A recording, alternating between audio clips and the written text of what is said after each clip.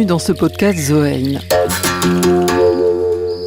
Question du jour, et si les peuples premiers avaient quelque chose à nous apprendre ? Allez, on plonge. Rencontre aujourd'hui avec une Kogi, Judith Nuvita. Elle était de passage à Genève en septembre dernier. Pour info, les Kogi vivent en totale autarcie en Colombie. Vous avez peut-être suivi l'émission Rendez-vous en terre inconnue avec l'astronaute Thomas Pesquet. Eh bien, c'est de ce peuple dont il s'agit. Et dans leur vision du monde, tout est lié. Les esprits de la nature, les ancêtres et même les dents. D'où ma première question. Si j'avais une carie sur une canine, qu'est-ce que ça signifierait au juste ? Petite précision, Judith Nuvita est la première femme Kogi à s'être formée dans le monde occidental pour devenir dentiste. Bueno, los dientes se relacionan a cada miembro de la familia. Los centrales, canino a canino, representan los miembros de los hermanos. Alors les dents correspondent à des membres de la famille. Au niveau des canines, c'est des frères. Sería un problema relacionado, pero los sueños también muestran los dientes como en forma de personas. Les rêves aussi montrent les dents comme correspondant à des personnes. Est-ce que ça veut dire que pour vous, dans votre vision du monde, tout est lié ? Claro que sí, la cavidad bucal y la salud oral está integralmente. En effet, oui, tout est lié. Au niveau de la santé bucco-dentaire, c'est aussi lié au territoire, au monde spirituel et à ce qui se passe avant la conception et avant la naissance. Desde antes de la gestación. Est-ce que vous diriez qu'ici en Occident, on a des maladies quand vous regardez ça, vous vous dites mais c'est lié au fait qu'on n'est pas très équilibré. Comment vous regardez nos maladies ?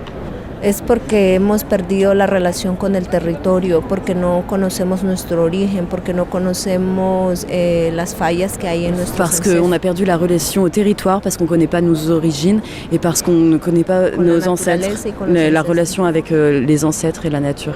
Y por eso continuamos saneando. C'est pour ça en fait que nous, on doit toujours faire attention à veiller à ces équilibres-là et à chaque fois qu'on prend quelque chose de la nature, par exemple, demander la permission en pensée au niveau spirituel, aux parents spirituels, parce que tout a des parents spirituels pour nous, et pour pas prendre des choses de la nature sans rendre en fait. Y hay que pedirle permiso. Comment vous procédez quand par exemple vous voulez, il y a une fête ou je sais pas, vous voulez manger un des oiseaux ? Pues nosotros solicitamos siempre el permiso con los padres de Alors en fait, à chaque fois, il faut qu'on demande la permission aux parents des oiseaux pour qu'ils puissent continuer à se reproduire en fait. Entregamos estas semillas nuevamente. Eso lo sabe los que consultan, los sabedores. Et c'est eux qui vont vous autoriser ou non ? Ellos interpretan y pues los padres. Ceux qui savent, ce sont ceux qui consultent, c'est les sages, les ancêtres et les parents ancestraux qui vont dire quand, comment, etc. Bon, résumons, n'ayant pas de frère, je n'aurai donc aucune carie aux canines. Est-ce vraiment ce type de raisonnement qui va nous aider à renouer avec la nature ? Je me tourne vers Dominique Bourg, président du conseil scientifique de la Fondation Zoein. C'est lui qui a lancé la collection Nouvelle Terre au PUF avec Sophie Swaton. Donc moi, j'ai des frères, à différence de vous. Et des problèmes de canines ? Alors, des problèmes de canines, non, des canines, je suis désolé, j'ai eu juste un petit truc qui est parti, c'était rien à voir, c'était un choc. Non, j'ai pas eu de problème de canines, et j'ai pourtant eu des problèmes avec mes frères. Donc non, je ne rentre pas là-dedans, mais je ne le critique pas. C'est une forme de lecture symbolique du monde. Ce qui est intéressant dans ce que dit Judith, c'est pas ma canine, c'est la résonance entre mes dents, ce qui se passe avec mon corps, et ce qui se passe dans mon environnement. Très probablement, c'est Valérie Cabanès qui dit ça, je trouve qu'elle a raison. Si on est aussi stupide, parce qu'en tant qu'espèce, on est d'une stupidité intégrale, c'est-à-dire qu'on est en train de tout faire pour se détruire. Eh bien, c'est parce qu'on n'est plus connecté à la nature. Maintenant, la connexion à la nature, on va retrouver la nôtre. Et pour ça, on a besoin de s'inspirer d'eux, mais surtout pas de les singer. Ce qu'on entend aussi beaucoup dans ce qu'elle raconte, c'est cette relation qu'il y a entre tout. Est-ce que c'est ça aussi qu'il nous faut retrouver ? Cette manière de penser en relation. Tout est lié, c'est l'enseignement de l'écologie depuis l'origine. Et considérons par exemple les maladies. Un oncologue va vous soigner quand vous avez 20 ans d'un lymphomo-hodgkinien. Okay. Il ne va même pas s'interroger une seconde sur les causes. En fait, on est un environnement qui est pété de molécules de synthèse, qui est bourré de carbone, avec des flux d'azote qui débordent de partout.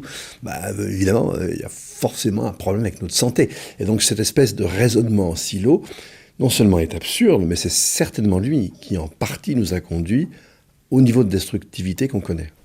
Dominique Bourg, je vais vous faire écouter le récit assez fou qu'un chaman inuit de 70 ans, Anga Ankak, m'avait fait. Ça a été diffusé dans l'émission d'Espace 2 à Vue d'Esprit le 19 avril 2016. Et Anga Ankak m'explique comment son oncle lui a appris à chasser.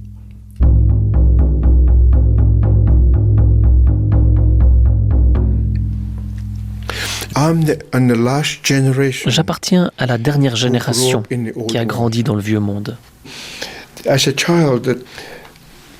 Comme enfant, on chassait au printemps, au mois de mai, les dauphins arctiques.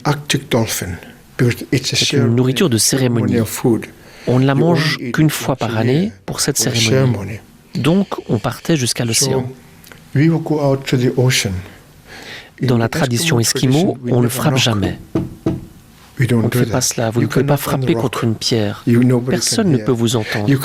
Vous ne pouvez pas frapper un tipi, personne ne vous entendra. Vous ne pouvez pas frapper un igloo, personne ne peut vous entendre. Donc vous entrez, il y a quelqu'un ?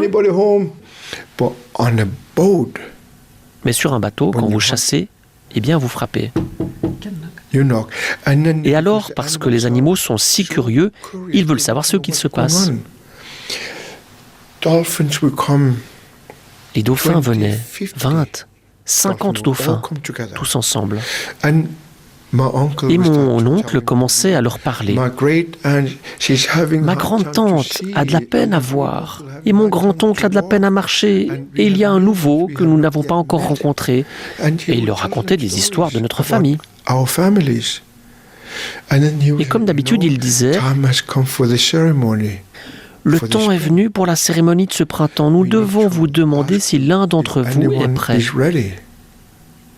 Et les dauphins commençaient à parler. Ils parlaient.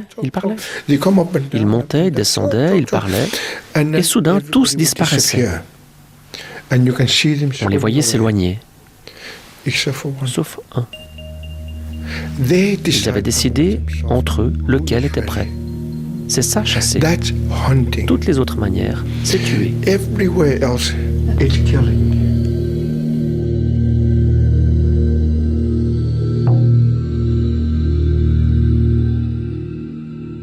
La différence entre chasser et tuer, rappelons qu'il est impossible dans le Grand Nord de vivre sans consommer de la viande. Dominique Bourg, ce rapport à l'animal auquel on demande l'autorisation pour le tuer, le manger, ça vous rend nostalgique d'une certaine relation aux autres qu'humains ? D'une manière générale, c'est un petit peu ce qu'il conviendrait qu'on parvienne à retrouver, cette attitude-là. La différence est fondamentale. Chasser tel que ça vient d'être écrit ici, c'est une façon complète de surmonter la violence. Par ailleurs, c'est pas une nature qu'on détruit. La nature, c'est l'autre soi. C'est ceux avec qui on dialogue. Et effectivement, ce qui est fondamental, on lui demande. Alors, par exemple, dans des rites chamaniques celtiques, avant de faire sa hutte de sudation, on va, par exemple, demander aux arbres, à des tiges, à des, comment on appelle ça, des rejetons, leur permission pour pouvoir les couper. On est exactement dans la même chose. C'est-à-dire que les prélèvements sur la nature sont, par définition, réduits. Et on ne les opère que parce qu'il est absolument fondé et nécessaire de le faire. Et on le fait de telle sorte que la violence disparaisse sous la demande, sous l'acceptation, etc. Donc ça, c'est magnifique. Et effectivement, quand on doit apprendre à s'inspirer des peuples premiers, eh bien c'est de ce fait-là. Là, on voit bien la relation à la nature. On est dedans et la nature et soi, c'est la même chose. Tout est lié, c'est le cas de le dire. Alors que pour nous, on a affaire à une espèce de stock extérieur dans lequel on peut puiser sans aucune considération d'équilibre, de limite, de quoi que ce soit. C'est-à-dire, on laisse aller une espèce de soif inextinguible s'exprimer jusqu'à plus soif. Donc ça n'a rien à voir. Et c'est ça qu'on doit apprendre. Oui, effectivement. La Fondation Zoën, elle lance cette collection Nouvelle Terre. Et puis, pour la présenter, vous écrivez, Dominique Bourg, avec Sophie Swaton, « Les temps de l'arrogance occidentale sont terminés. Il nous faut inventer des manières plus solides et durables d'habiter la Terre. Et pour réinventer ensemble notre monde, nous avons beaucoup à apprendre des autres, dans le respect mutuel et avec l'humilité nécessaire. » Alors, on commence à comprendre ce qu'on a à puiser dans ces traditions-là. Est-ce aussi à dire qu'il nous faut faire le deuil d'une certaine forme de rationalité occidentale ? Oui et non, parce que c'est extrêmement compliqué. On va prendre un exemple très précis. On va prendre la figure de la rationalité qui découle de la mécanique classique telle qu'elle émerge au XVIe ou XVIIe siècle et sa réception par les Lumières. On va imaginer qu'est rationnel ce qui est absolument universel, ce qui est totalement abstrait, ce qui renvoie en général à une loi très simple, ce qui n'est que mécanique et matériel, et ce qui, encore une fois, est le plus universel possible. Alors, d'un côté, qu'est-ce que ça donne ? Ça va donner les droits humains. Pour pouvoir construire des droits humains, il faut effectivement s'abstraire de toutes les qualités des uns des autres, il faut s'abstraire de nos différences, et il faut savoir se situer sur un certain plan des principes pour, en se situant sur les principes, ensuite quand on redescend vers les individus, savoir en retenir quelque chose et puis savoir les traiter avec égalité. Donc ça c'est magnifique. Et je ne vois pas en quoi on devrait se défaire de ça. Maintenant, cette logique, si je l'applique à l'agriculture, eh bien, à partir de ce moment-là, si je dois rechercher l'universel, l'abstrait, le purement mécanique, je vais me dire que le sol n'existe pas, s'il se réduit à quelques éléments, le reste je m'en fous. Toute forme d'empathie, toute forme de qualité sensible, je le dégage. Je vais chercher l'universel, alors je vais déjà m'abstraire des sols, je vais ensuite me dire, non, qu'est-ce que c'est que toutes ces histoires, ces dizaines de milliers d'espèces de riz, ces centaines qu'est-ce que c'est que ça ? Non, je veux les mêmes fruits partout, et je vais retenir que quelques qualités, la forme, par exemple pour les tomates, je vais avoir une peau plus épaisse parce qu'elles vont mieux se conserver, elles vont mieux résister au transport, voilà, je vais prendre quelques critères très simples, et puis paf, je te fous ça sur la terre entière. Et pour y aller, j'ai besoin alors d'une quantité énorme d'énergie. Quand je produis une calorie alimentaire avec ce genre d'agriculture, c'est 10 calories fossiles qui sont derrière. Je dois dézinguer tout le cycle naturel de l'azote. C'est une véritable catastrophe. Et on a fait la même chose avec les cultures. Dans tous les rapports du monde, on trouve les mêmes choses. Bon, et on doit avoir les mêmes banquiers partout, etc., etc., etc. Donc on voit bien que c'est une folie. Et donc, il faut sortir de ce simplisme. Il faut à la fois se réapproprier la pluralité du réel, se réapproprier le fait que le réel, ça passe par nos sens, et ça passe par le sens. Donc c'est là qu'on va retrouver le tout est lié, c'est là qu'on va retrouver le respect du chasseur inuit qui distingue bien, comme on vient de le voir, la chasse de la tuerie. S'il est dans le purement mécanique, il ne peut pas distinguer la chasse de la tuerie. C'est impossible. Donc on voit bien que notre rationalité a dérivé à vouloir comprendre et imposer au réel un mode qui était intéressant à un moment pour faire émerger quelque chose. On aboutit à une destruction de l'humanité, des autres espèces et du vivant. Sans forcément, comme ces peuples premiers, revoir des esprits qui planent un peu partout, est-ce qu'il ne faudrait pas quand même retrouver une certaine forme de réenchantement du monde ? Je parle de ce terme en référence au désenchantement du monde, qui avait été défini par Max Weber, repris par Marcel Gauchet. Cette idée que recul des croyances religieuses, magiques, fini l'esprit des arbres, des plantes et des canines, pour revenir à nos dents, place aux seules explications scientifiques. Alors là, est-ce qu'il y a justement un curseur à peut-être un petit peu redéplacer, sans changer notre culture, mais retrouver ce lien qu'on peut avoir avec la nature, etc. Alors, mais bien sûr, et je vais donner un exemple un peu tordu, je suis désolé, mais pour essayer de faire comprendre un peu la chose. Le monde est infiniment plus complexe qu'on ne peut le comprendre. La vie, par exemple, depuis 2,5 milliards d'années, opère une espèce de combinatoire systématique tous azimuts.